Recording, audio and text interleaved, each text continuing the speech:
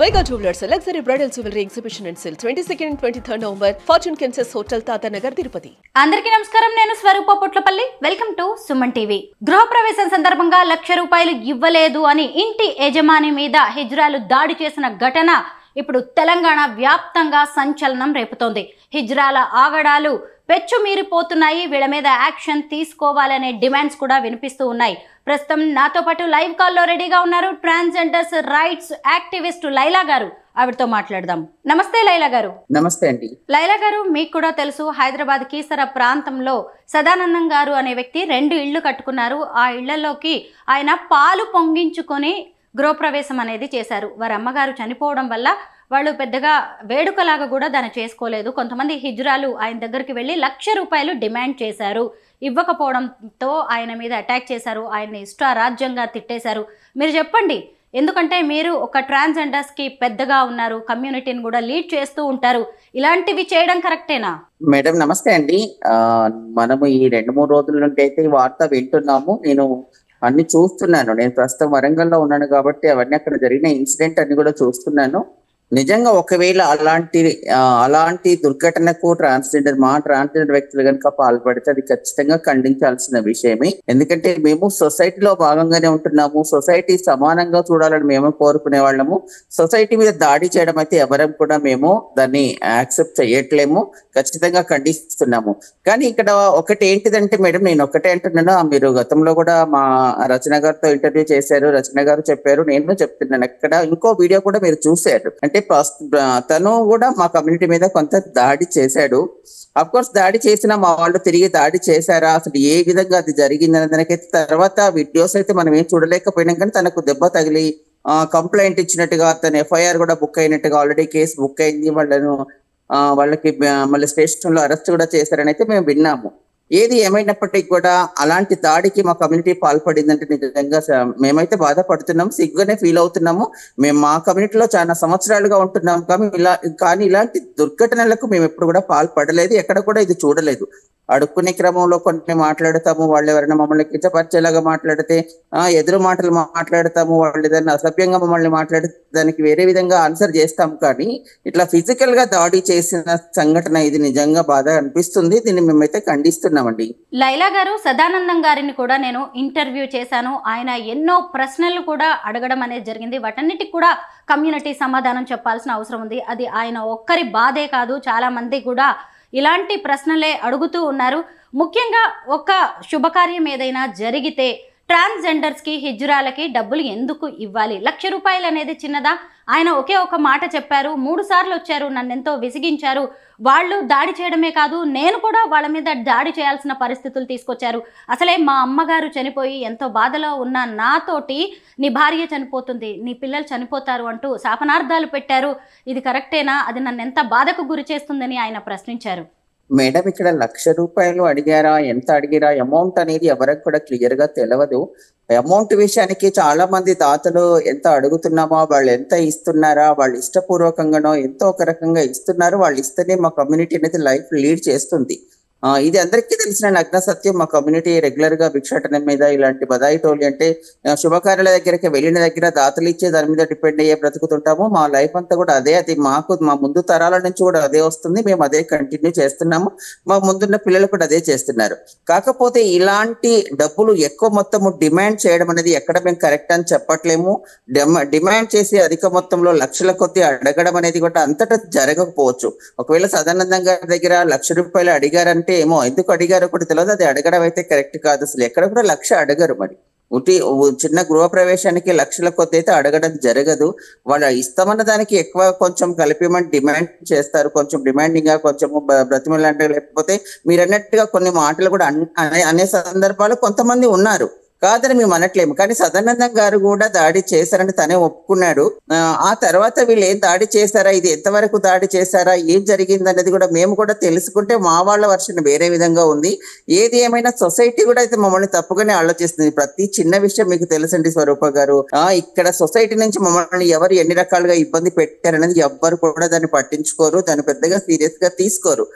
Even మేము ఎక్కడైనా complaint ఇవ్వడానికి మా మీద దాడులు జరిగినాయనో, లేదా మా మీద సెక్సువల్ హెరాస్మెంట్ జరిగిందనో, మా మీద ఇబ్బంది జరిగిందనో మేము ఈవెన్ కంప్లైంట్ చేయడానికి వెళ్తే కూడా డిపార్ట్మెంట్ కూడా వాళ్ళు కూడా మమ్మల్ని రిసీవ్ చేసుకునే విధానం వేరే విధంగా ఉంటుంది. మీరే వేరే వాళ్ళని ఇబ్బంది పెడతారు, మీదేం కంప్లైంట్ వెళ్ళామని చెప్తారు. అంటే సొసైటీలో అందరి లోపల ఒక నెగిటివ్ ఆలోచనతోనే ఉన్నారు మా మీద. అలాంటి సందర్భంలో సదానందం గారు కూడా వెళ్ళి మా వాళ్ళు అడిగిన వెంటనే ఆయన వేరే ఆలోచనతో ఏమన్నాడో, ఏం గొడవ జరిగిందో, ఏది ఏమైనా నేను మా కమ్యూనిటీ ఎన్నికేసుకొస్తున్నాను అని కాదు. కానీ ఒక సదానందం గారి సంఘటన బాధాకరమైన విషయం అయినప్పటికీ కూడా సొసైటీలో రెగ్యులర్ గా చూస్తున్నారు మా కమ్యూనిటీని ఎంతమంది ఎన్ని రకాలుగా ఇబ్బందులు పెడుతున్నారో. మీ సుమన్ టీవీ ద్వారా కూడా మేము చాలా ఇంటర్వ్యూస్ ఇవ్వడం జరిగింది, గ్రూప్ డిస్కషన్స్ కూడా జరగడం జరిగింది, మా వాళ్ళు ఎన్ని రకాల ఇబ్బంది పడుతున్నారు అన్నది. ఇప్పుడు దాన్ని ఇక్కడ మాట్లాడడం కరెక్టా కాదా, కానీ సదానందం గారి ఒకే విషయాన్ని గురించి మరి డిస్కస్ చేద్దామంటే సదానందం గారి మీద జరిగిన దాడిని అయితే మేము ఖండిస్తున్నాము. వాళ్ళు అమౌంట్ ఎంత అడిగారా, దాతలు ఎప్పుడు మేము అడిగిన డబ్బును బేస్ చేసుకోరు, కానీ మేము అనే మాటలో, మేము తిట్టే మాటలో, మేము పెట్టే ఇబ్బందిని కాస్త వాళ్ళు ఇబ్బందిగా ఫీల్ అవుతున్నట్టుగా ఇప్పుడు కొన్ని కామెంట్స్, కొన్ని వీడియోస్, కొన్ని వాళ్ళ నుంచి వచ్చే వాళ్ళ మాటలు చూస్తే మాకు అర్థం అవుతుంది. ఖచ్చితంగా అది మార్చుకోవాల్సిన అవసరం అయితే ఉంది మా దగ్గర. లైలా గారు, ఇప్పుడు ఆయన దాడిలో గాయపడ్డ హిజ్రాల విజువల్స్ కూడా మాకు వచ్చాయి, మీరు కూడా కమ్యూనిటీ నుంచి మాకు పంపించారు. అలాగే సదానందం గారికి ఎలా దెబ్బలు తగిలాయి అనేవి కూడా విజువల్స్ వచ్చాయి. ఈ రెండే కాకుండా అక్కడే ఉన్న సీసీ కెమెరాల్లో కూడా అసలు ఏం జరిగింది అనేది కూడా విజువల్స్ రికార్డ్ అయ్యాయి, అవి కూడా మేము చూపిస్తూనే ఉన్నాము. అయితే ఇప్పుడు సదానందం గారు ఆ తర్వాత కూడా ఫ్యామిలీతో అక్కడే కలిసి ఉంటారు. ఆయన సింగిల్గా ఉండాల్సిన పరిస్థితులు, ఇప్పుడు మీ వాళ్ళు చాలామంది దెబ్బలు తిన్నారు, డబ్బులు రాలేదనే బాధలో ఉన్నారు, కొంతగా బాగా నెగిటివ్ కూడా ట్రోల్ అవుతూ ఉన్నారు. అయితే ఇక మీదట ఆయన మీద ఏమైనా ప్రతీకార చర్యలకు పాల్పడే అవకాశం ఉందా? ఆయనకు ఎలాంటి హాని తలపెట్టరు మా కమ్యూనిటీ వాళ్ళు అని మీరు భరోసా ఇవ్వగలరా? మేడం, ఇది ఇప్పుడు జరిగిన మొదటి సంఘటన కాదు, ఇది లాస్ట్ రెండు సంఘటనలు కాదు. మా మీద వందలాది వేలాది మంది మా మీద దాడులు జరిగిన సందర్భాలు ఉన్నాయి. మేము ఎవరి మీద ప్రతీకారంగా దాడులు చేసిన సందర్భాలు మీరు కూడా మీడియా పరంగా మీరు ఎన్నో సంవత్సరాలుగా మీడియాలో ఉంటున్నారు, మీరు కూడా చూస్తున్నారు. మా మీద వందలాది మంది దాడులు చేసినా మేము వాటి నుంచి కాముగా వచ్చేసి అది అక్కడితో మా కర్మానికి వదిలేసుకునే మా కమ్యూనిటీ మేము అంతగా పగలు ప్రతీకారాలు పెట్టుకొని మళ్ళా తన కోసం ప్రత్యేకంగా వెళ్ళి దాడులు చేస్తారని అంటే మేము ఇలాంటిదైతే జరగదు. మా కమ్యూనిటీ నుంచి అలాంటి ఏమీ జరగదు. మేము తనకు నిజంగా భరోసా ఇవ్వగలుగుతాము అది ఆ మాటలలో. ఎందుకంటే మేము అందరికీ తెలుసు, మేము ఫ్యామిలీకి దూరం అయిపోయి ఎక్కడో ఒక రకంగా బ్రతికే క్రమంలో ఇలాంటి కొంతమంది వ్యక్తులు మా కమ్యూనిటీ ఈ సంఘటన చేపట్టి నిజంగా కూడా మా కమ్యూనిటీ వాళ్ళు చాలా మంది తలదించుకునే పరిస్థితి ఏర్పడింది. ఎందుకంటే ఎన్నో సంవత్సరాలుగా ఒక విలువతో కూడిన బ్రతుకుతున్నటువంటి మా కమ్యూనిటీ వాళ్ళు కూడా ఈ సంఘటనను బేస్ చేసుకొని అందరూ మాట్లాడే విధానాన్ని చూస్తుంటే, ఈ సోషల్ మీడియాలోను వస్తున్న విషయాలు చూస్తుంటే చాలా సిగ్గుగా ఫీల్ అవుతున్నాము. చాలా మంది మమ్మల్ని రెస్పెక్ట్ చేసే వాళ్ళు ఉన్నారు, మాకు నమస్కారాలు చేసే వాళ్ళు ఉన్నారు, మమ్మల్ని గౌరవించే వాళ్ళు కూడా ఉన్నారు. అలాంటి వాళ్ళ దగ్గర కూడా మాకు ముఖం చాటేసుకొని తిరగాల్సిన పరిస్థితి వస్తుంది ఇప్పుడు అనిపిస్తుంది. కాబట్టి మళ్ళీ పిల్లలు ఇలాంటి సంఘటనలు చేస్తారని అయితే మేము అనుకోవట్లేము. ఖచ్చితంగా అలాంటివి జరగకుండా మాకు గురువులు అనే ఒక సిస్టమ్ ఉంటుంది, ఆ సిస్టమ్ ప్రకారం వాళ్ళ మీద మేము ఖచ్చితంగా ఈ యాక్షన్ అయితే తీసుకుంటాము. అలాంటి సంఘటన జరగదని మేమైతే హామీ ఇవ్వగలుగుతామండి. స్వరూప గారు, లైలా గారు, ఒక మనిషి మగాడిగా పుట్టి ఆడవాళ్లుగా మారడం, ఆడవాళ్ళుగా పుట్టి మగవాళ్ళుగా మారడం అంటే ప్రతి సృష్టి చేయడం చిన్న విషయం కాదండి. కానీ వాళ్ళు ఈ క్రమంలో అనేక వేదనకి గురవుతూ ఉంటారు, వాళ్ళని అర్థం చేసుకునే వాళ్ళు కూడా ఉండరు, కుటుంబ సభ్యులు కూడా వెలివేస్తూ ఉంటారు. అలాంటి టైంలో మీలాంటి ట్రాన్స్ కమ్యూనిటీ పెద్దలు దగ్గరకు తీసుకుంటారు. వాళ్ళు సర్జరీస్ చేయించుకోవడానికి కావచ్చు, లేదు అంటే తమను తాము ఆడవాళ్ళుగా మగవాళ్ళుగా మార్చుకోవడానికి ఎంతో ఖర్చు అవుతూ ఉంటుంది. దీనికోసం డబ్బులు ఎవరిస్తారు, ఎక్కడికి వెళ్ళి ఎవరిని అడగగలరు? ఈ క్రమంలోనే వాళ్ళు భిక్షాటన అనేది చేస్తూ ఉంటారు. కానీ అదనేది ఎలా ఉండాలి, కొంత ప్లీజింగ్గా ఉండాలి, రిక్వెస్టింగ్గా ఉండాలి. రాను ఇది ఎలా అవుతుందంటే గుంపులుగా మారిపోయి ఎక్కడ ఏ చిన్న ఫంక్షన్ జరిగినా కానీ ఆశీర్వాదం ఇవ్వాల్సింది పోయి శాపనార్థాలు పెట్టడం, తిట్టడం, అసలు అసభ్యంగా ప్రవర్తించడం. నేను ఇందాక సదానందం గారి ఇంటర్వ్యూలో కూడా చెప్పాను లైలా గారు, మా బాబాయ్ ఇంట్లో పెళ్లి జరుగుతుంటేనే కొంతమంది వచ్చి గుంపుగా ఎలా బిహేవ్ చేశారంటే నేనే కళ్ళారా చూశాను. సో ఇలాంటి టైంలో ఎవరైనా ఎలా సమర్థించగలరు? అసలు ట్రాన్స్జెండర్స్ని అర్ధనారీశ్వరుల స్వరూపంగా చూస్తాము, గౌరవ మర్యాదలు కూడా ఇస్తూ ఉంటాం.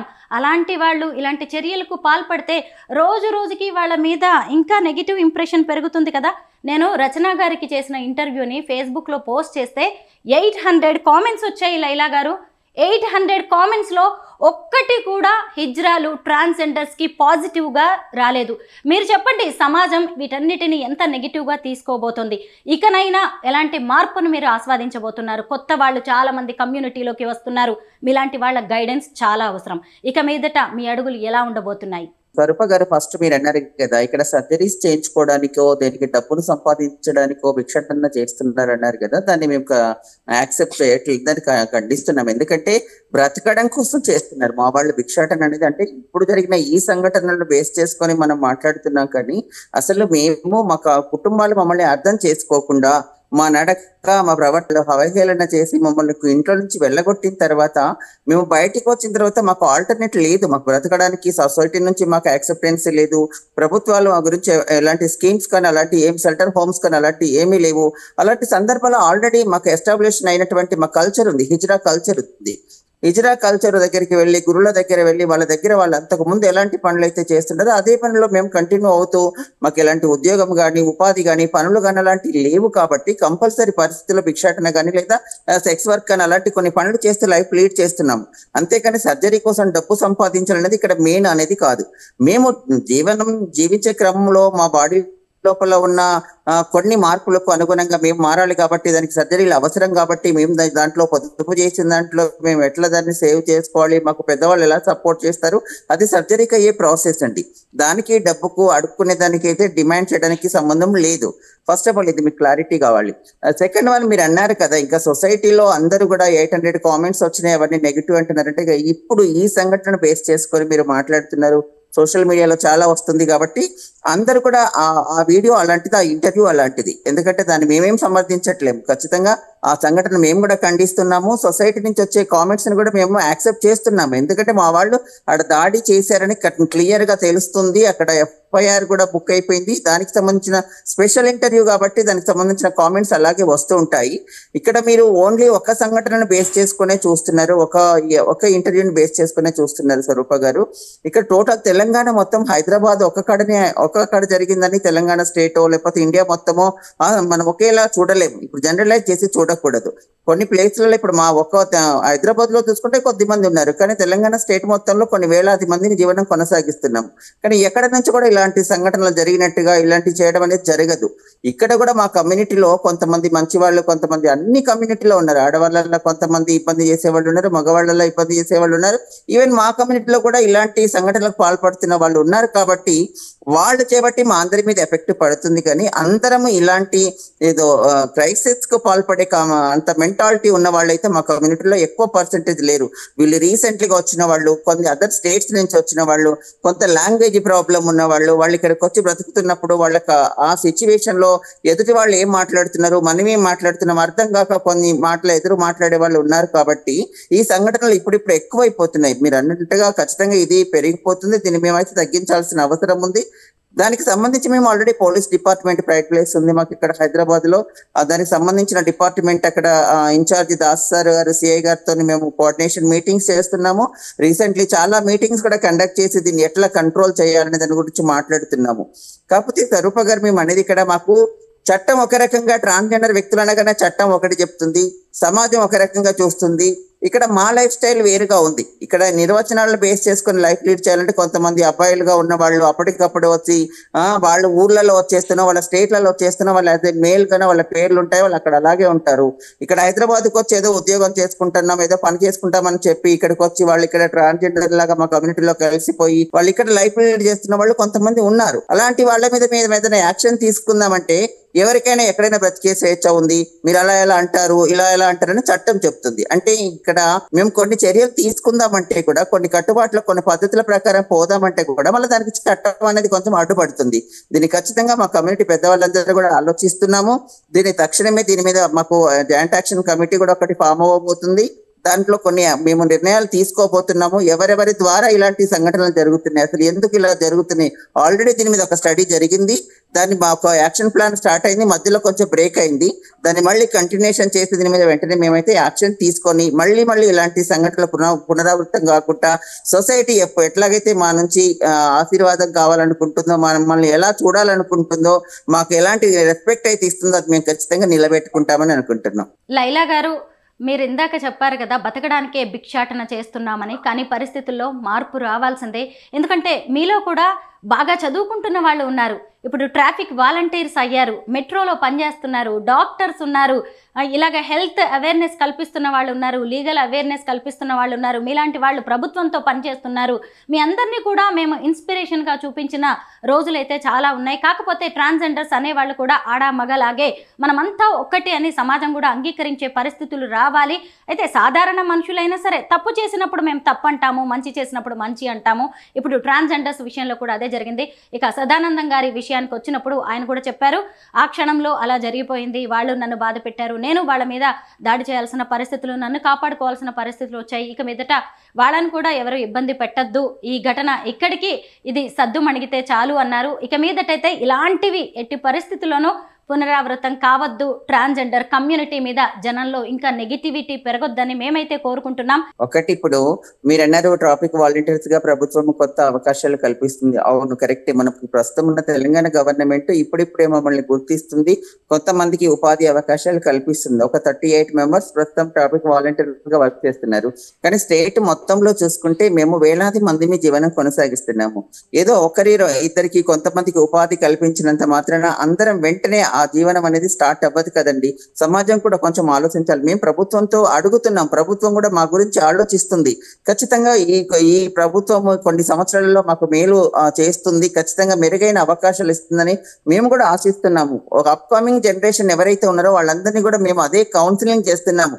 ఈ భిక్షాటన, ఈ సెక్స్ వర్క్ ఇది అనేది కాదు అనేది మేము అందరినీ కూడా, వచ్చే జనరేషన్ ఆల్రెడీ మేము ఉన్న వాళ్ళము, ఈ లైఫ్ లీడ్ చేస్తున్న వాళ్ళము, ఆల్రెడీ మాకు ఎడ్యుకేషన్ ఉంది. మీరు అన్నట్టుగా కొంతమంది డాక్టర్లు ఉన్నారు, కొంతమంది లాయర్లు ఉన్నారు, వేరే వేరే డిపార్ట్మెంట్లలో హైయర్ పొజిషన్లలో ఉన్న వాళ్ళు ఉన్నారు.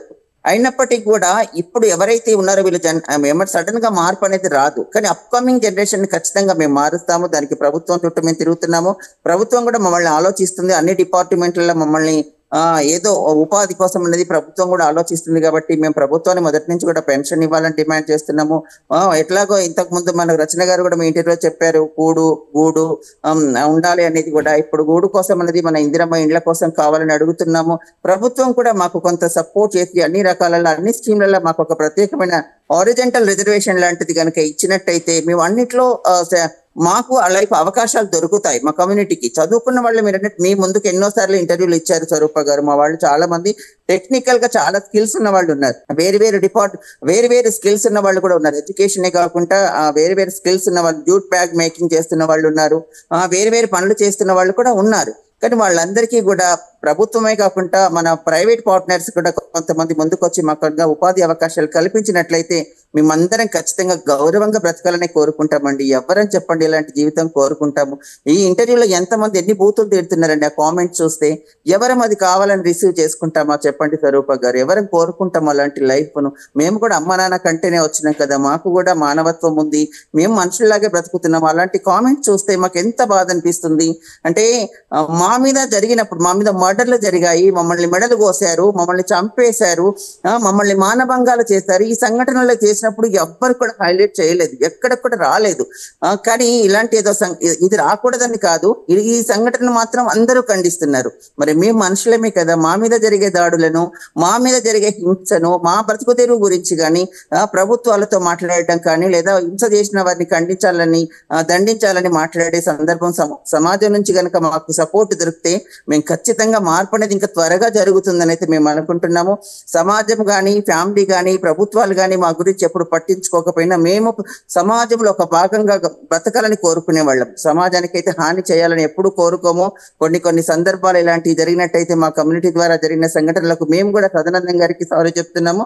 సదానందం గారికి కాదండి, ఎవరైనా ఇలాంటి మా కమ్యూనిటీ తరఫున బాధపడ్డ వాళ్ళు, ఇబ్బంది పడ్డ వాళ్ళు అంటే వాళ్ళందరికీ కూడా నేను సారీ చెప్తున్నాను మీ ముఖంగా. ఎందుకు ఇలాంటి జరగకూడదు, ఇక ముందు జరగకుండా చూసుకుంటాము. కానీ మా గురించి కూడా మీరు ప్రభుత్వాన్ని అడగండి, సమాజంలో మీరు కూడా ఒక పేరెంట్స్ వదిలేస్తేనే మేము ఇలా అయిపోయాము.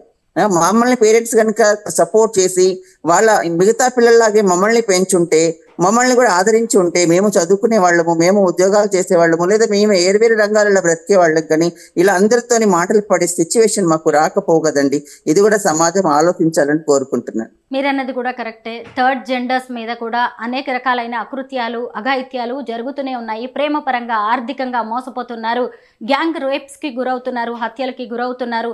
మీరు ఇప్పుడు ఒక మాట అన్నారు, అందరి పిల్లల్లాగే మా అమ్మా నాన్నలు మమ్మల్ని కూడా ఆదరిస్తే ఇక్కడ దాకా పరిస్థితులు రావు కదా అని చెప్పి. నిజమే, ఇప్పుడు కూడా కొంతమంది తల్లిదండ్రుల్లో కూడా మార్పు రావాల్సిన అవసరం ఉంది. అలాగే కొత్తగా మీ కమ్యూనిటీలోకి అడుగు పెట్టే వాళ్ళకి మీలాంటి పెద్దలు కూడా సరైన దిశానిర్దేశం చేయాల్సిన అవసరం కూడా కనిపిస్తోంది. మీరు సదానందం గారికి అలాగే కమ్యూనిటీ వల్ల ఇబ్బంది పడ్డ సాధారణ పౌరులకి సారీ చెప్పడం అనేది కూడా హర్షణీయం, అభినందనీయం. Thank you so much Laila గారు. థ్యాంక్ యూ అండి.